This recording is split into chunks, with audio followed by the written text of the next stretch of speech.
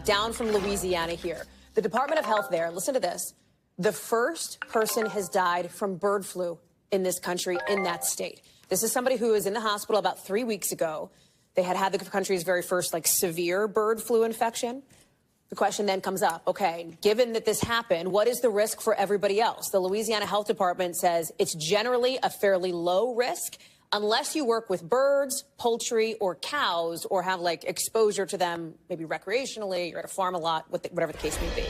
Dr. Kavita Patel is joining us now. Okay, talk us through this, right? Because this feels like it was a threshold, if this happened, of an alarm bell sounding, the first person to die from bird flu in this country. Talk us through it. Yeah, Hallie, 65-year-old with underlying medical conditions. And their hospitalization was first reported over 3 weeks ago. And we know that this was from exposure from backyard animals and some wild animal exposure. So this wasn't a farm or poultry worker.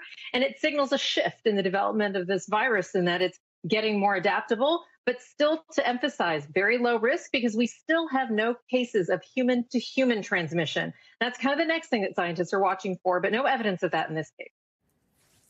What about everybody else, right? The general public. If you don't have, let's say, backyard animals, if you're not working closely with poultry in your day-to-day life, fairly low risk, right? Are there things people should be doing to protect themselves? And what are the chances that this potentially, Dr. Patel, becomes a pandemic down the road? Do we know?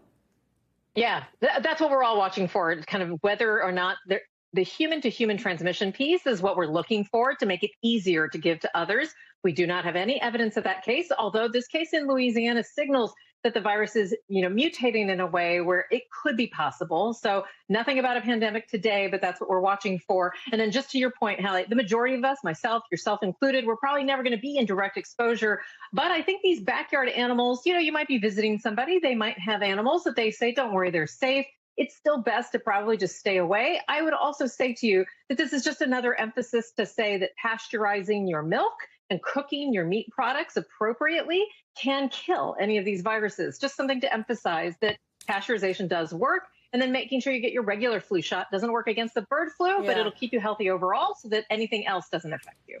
Really quickly, Dr. Patel, one of the things that we showed people they can do is to get their flu shot, their seasonal flu shot. Does the regular flu shot protect against bird flu?